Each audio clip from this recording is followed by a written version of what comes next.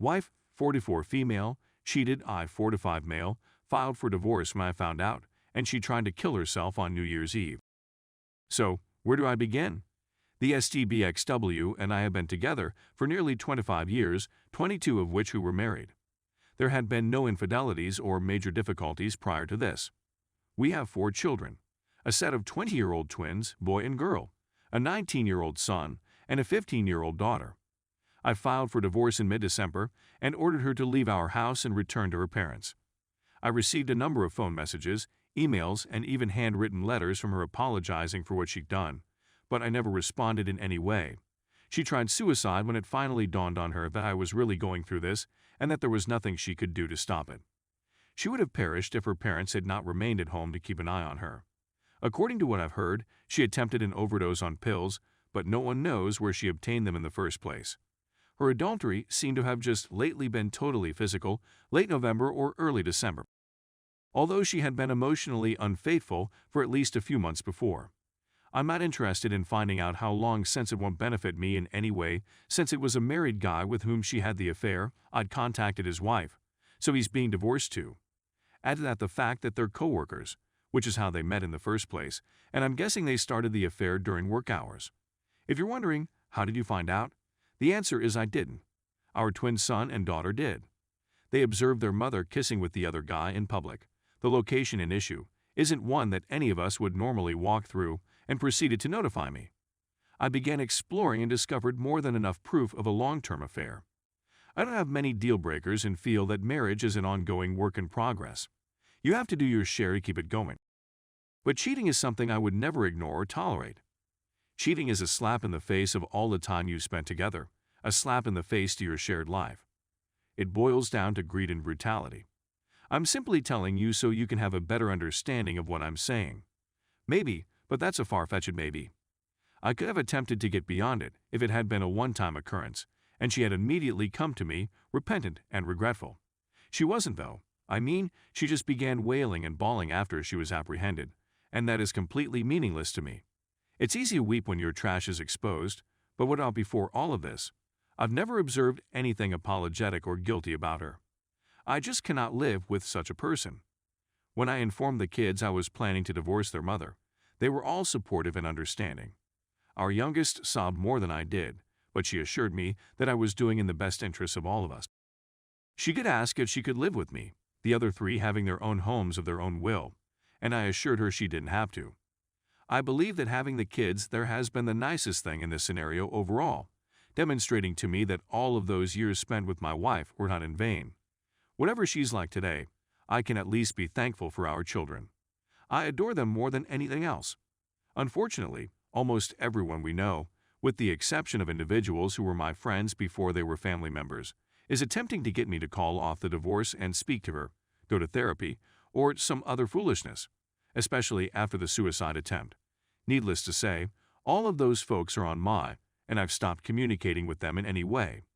Unfortunately, this includes my in-laws, whom I adored before anything occurred since I'm an orphan myself, and considered them as the family I never had.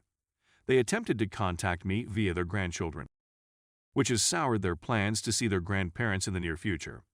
The kids tell me they adore them, but they can't be around them right now because they're so domineering. They've also opted to remove themselves from their mother, but they're definitely still in contact. I'm in treatment myself, going through some counseling because I don't feel anything for what's occurred. When I think back on how I found out about all of this, I notice a lack of wrath and pain.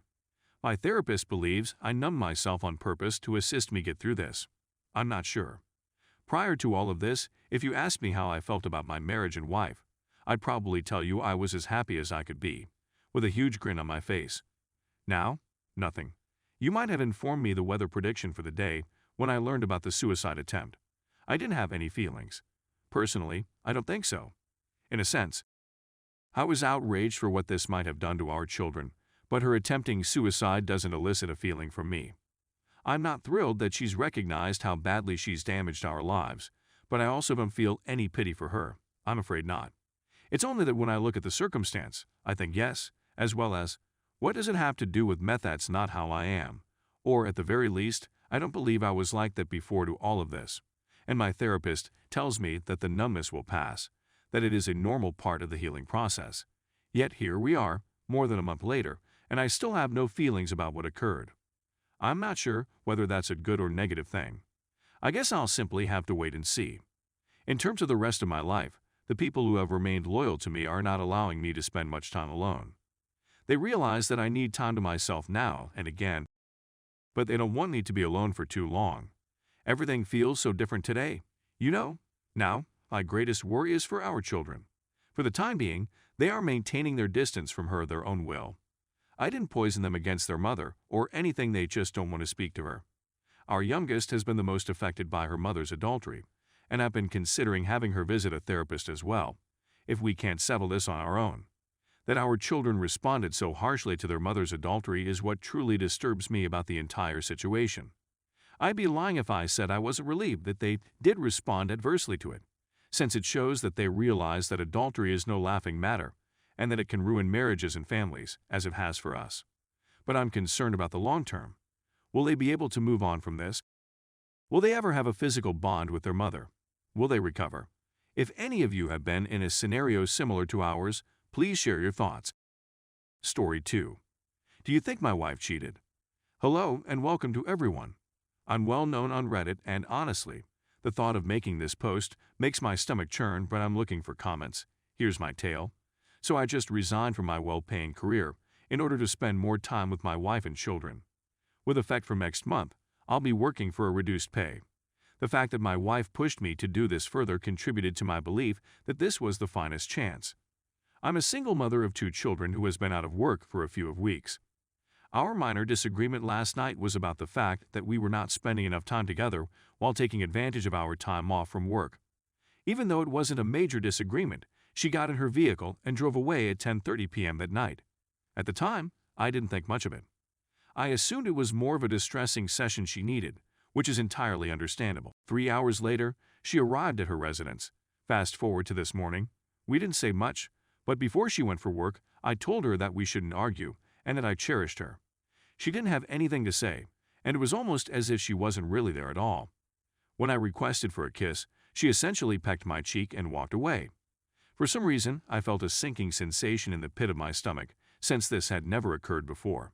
She just updated her phones and is now using her old Android phone, which she keeps on her bedside. I felt bad for even contemplating glancing at her phone, but I decided to take a quick check over her Facebook messages to give myself some peace of mind. I immediately regretted my choice. It seems that she went out for drinks with one of her coworkers, who happens to be a male. After taking a look at the texts, this man begins to say inappropriate things to her. Example, "You make me hard, you are gorgeous, and we are you," etc. She never even attempted to stop him. She seemed to be remorseful. This individual had been a source of contention in the past, but she informed me that she would speak with him and inform him of her marriage in order to convince him to cease. She clearly lied to me when she said that the situation had been resolved and that he had apologized. She also texted a photo of her to another coworker who she refers to as her hubby. In addition to kissing emojis, I need to get some feedback before she comes home from work. What do you think it is? I'm well aware that I'm not the most romantic guy on the planet, but I've been emotionally accessible, a hardworking provider, and an incredible husband and father to my family.